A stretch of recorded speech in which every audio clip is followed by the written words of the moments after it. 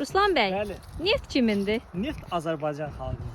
İnandınız, zarafat edirəm. Yaxşı, Adnan Əhmədzadənin. Yox, yenə zarafat edirəm. Neft hamı bilir ki, İlham Əliyevindir.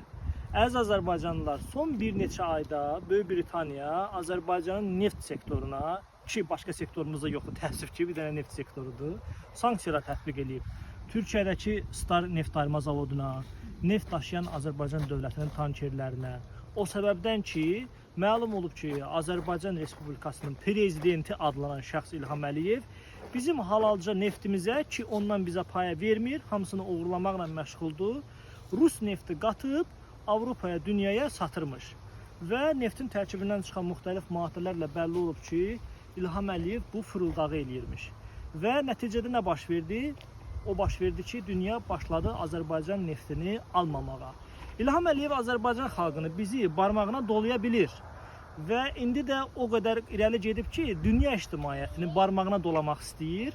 Güya ki, Adnan Əhmədzadə neft satırmış. Adnan Əhmədzadə neftə cavabdehiymiş.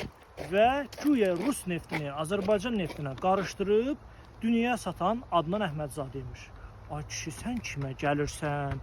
Sən özünü nə hesab eləyirsən? Adnan Əhmədzadə kimdir? Axı o nədir? İlham Əliyevin və Əliyevlərin monopoliyasında olan neftə nəsə qarışdırıb dünyaya satsın. Hamı bilir ki, nefti uğurlayan da, satan da İlham Əliyevdir. Adnan Əhmədzadə isə SOCAR-da Sərmayə Departamentinin sədrinin sadəcə olaraq muavinidir. Bir də Messi ilə Ronaldinho'nun dostuydu. Buradan da Messi'nin başı sağ olsun. Nə deyək?